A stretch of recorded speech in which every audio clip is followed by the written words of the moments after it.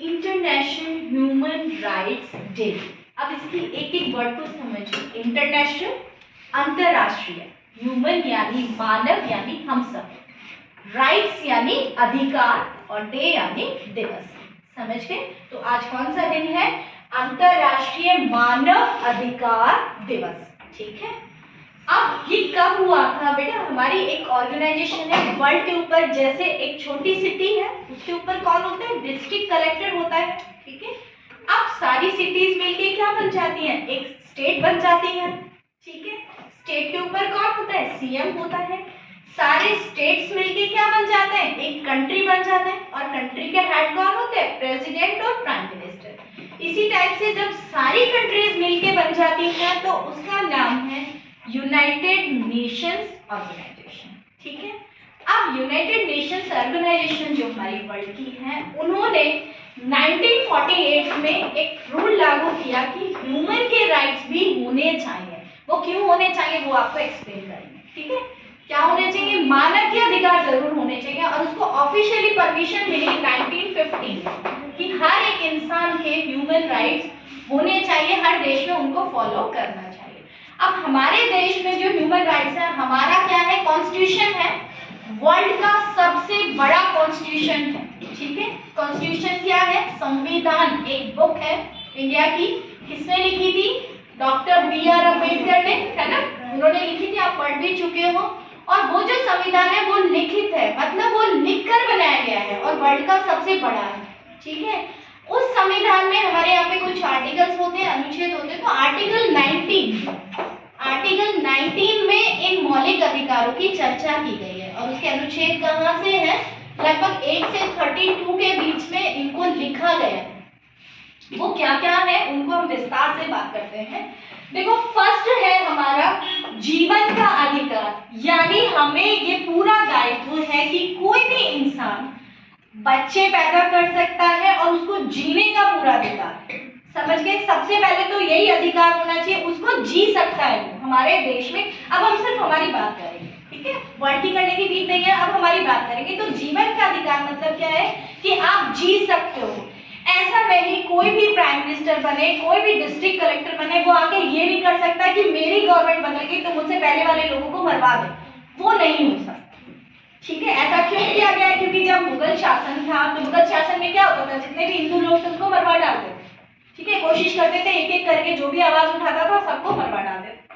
तो वो चीज नहीं होनी चाहिए। सबसे पहले तो आपको जीने का अधिकार है। आपका कॉन्स्टिट्यूशन है तो कोई भी सरकार मिले, कोई भी सरकार बने, आपसे आपके जीवन का, आपकी लाइफ आपसे कोई नहीं छीन सकता। ऐसा नहीं कि आपने छोटा सा क्राइम किया या नहीं भी किया और आप पे गलत एलिगेशंस लगा के आपको मार डाला जाए, वो नहीं हो सकता।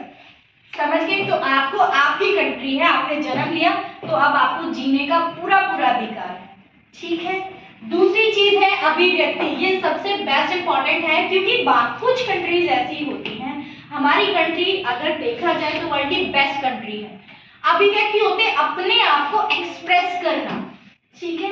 अब हमारी कंट्री में क्या है? आपको पूरा अधिकार है, आप अपने आप को एक्सप्रेस कर सकते हो। आप किसी भी, मान लीजिए कोई मीडिया में गलत हो रहा है या किसी पॉलिटिकल ने गलत किया, किसी मिनिस्टर ने या किसी भी गवर्नमेंट ऑफिसर ने कुछ भी गलत किया, तो आप लिख सकते हो, आप बोल सकते हो, ये आपको पूरा अधिकार है। उसके खिलाफ आप केस भी कर सकते हो। ठीक है। कोर्ट में भी जा सकते हो, चाहे कोई भी गवर्नमेंट हो।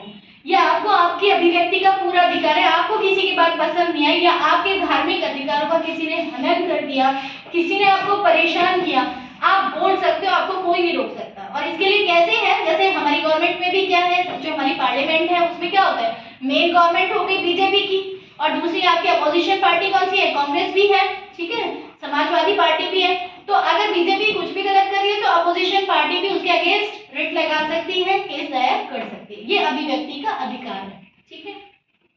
थर्ड है आपका स्वतंत्रता का अधिकार। आपको कोई भी अपनी मर्जी से जेल में नहीं डाल सकता। ठीक है। आप जहां चाहे वहां रह सकते हैं, किसी भी स्टेट में आप रह सकते हैं, पूरी कंट्री में आप किसी भी स्टेट में रह सकते हैं, जहां चाहे वहां अपना घर बना सकते हैं। आपसे आपकी स्वतंत्रता कोई नहीं छीनेगा। ठीक है।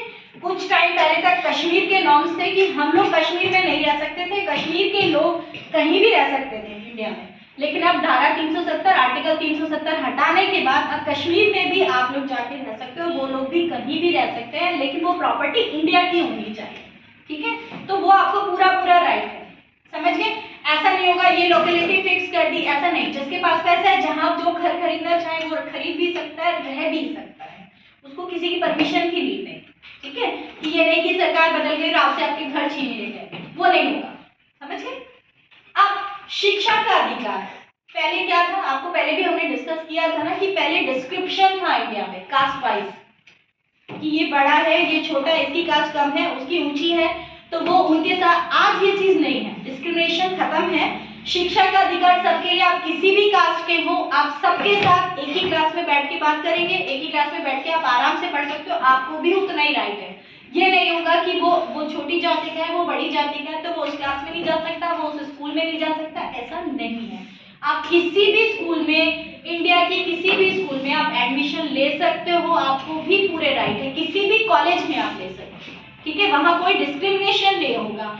अगर आप डिस्क्रिमिनेशन किसके दौर पे है, जैसे मान लीजिए किसी के पास पैसों की कमी है ना, तो गवर्नमेंट ने फैसिलिटीज दे रखी है, स्कॉलरशिप, कि आपने वो स्कॉलरशिप टेस्ट पास किया और अगर आपके मार्क्स उतने आ रहे हैं तो आप किसी भी स्कूल में, किसी भी कॉलेज में भी, आपको किसी भी बड़े से बड़े कॉलेज में भी आपको एडमिशन मिल जाएगा। उसके लिए आपको कोई रोक नहीं सकता। आप अगर फुलफिल कर रहे हो अपनी क्वालिटीज तो आपको एडमिशन मिल जाएगा, समझ गए। आपको कोई नहीं रोक सकता। दूसरी चीज है न्याय का अधिकार। अब ऐसा नहीं होना चाहिए ना कि जो बड़े लोग हैं उनके साथ कुछ गलत हो गया, उनके घर में चोरी हो गई तो उनके लिए केस लड़ा जा रहा है ना, जबकि छोटे किसी पर्सन के घर में भी अगर चोरी हो उसके लिए केस नहीं लड़ा जा रहा, ऐसा नहीं है।